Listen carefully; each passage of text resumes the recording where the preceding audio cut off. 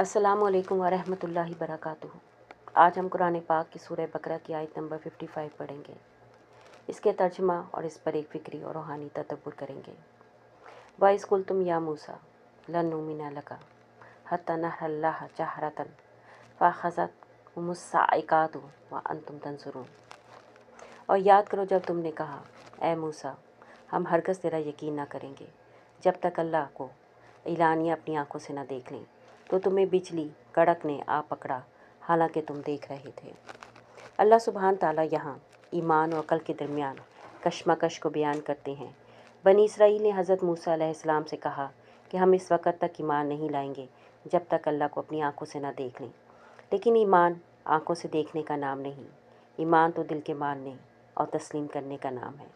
اگر ایمان دیکھنے سے آتا تو سب انسان اور فرشتے مجبوراً مان جاتے، لیکن اللہ سبحانہ تعالیٰ نے انسان کو آزمایا ہے کہ وہ غیب پر یقین کریں۔ ایمان کسی دلیل یا معجزے کے محتاج نہیں، بلکہ دل کی روشنی کا نتیجہ ہے۔ دل کی آنکھ جب کھلتی ہے تو وہ حقیقت کو دیکھ لیتی ہے، چاہے ظاہری آنکھ نہ دیکھ سکے۔ بنی اسرائیل کی یہ ضد دراصل روحانی اندھے پن کی علامت تھی۔ اس ضد کے نتیجے میں صاعقہ یعنی آسمانی جھٹکا ان پر آیا۔ یہ گویا سبق تھا کہ ایمان شرطوں پر نہیں بلکہ تسلیم پر قائم ہوتا ہے۔ اللہ کو دیکھنے کی اصل جگہ ہماری آنکھ نہیں، ہمارا دل ہے۔ جب دل ایمان کے نور سے روشن ہوتا ہے تو وہ اللہ کی قربت کو دیکھ لیتا ہے۔ ہم بھی اکثر یہی کہتے ہیں، پہلے دعا پوری ہو تو پھر ہم شکر گزار ہوں گے، پہلے معجزہ دکھاؤ پھر ہم ایمان لائیں گے۔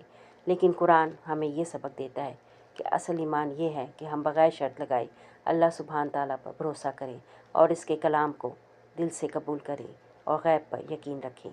اللہ سبحانہ تعالیٰ سے دعا ہے کہ وہ ہمیں ایسا ایمان عطا فرمائے جو ضد اور شرطوں سے پاک ہو اور دل کی آنکھ سے اپنے رب کو دیکھنے کی توفیق عطا فرمائے۔ آمین یا رب العالمین۔ السلام علیکم ورحمۃ اللہ وبرکاتہ۔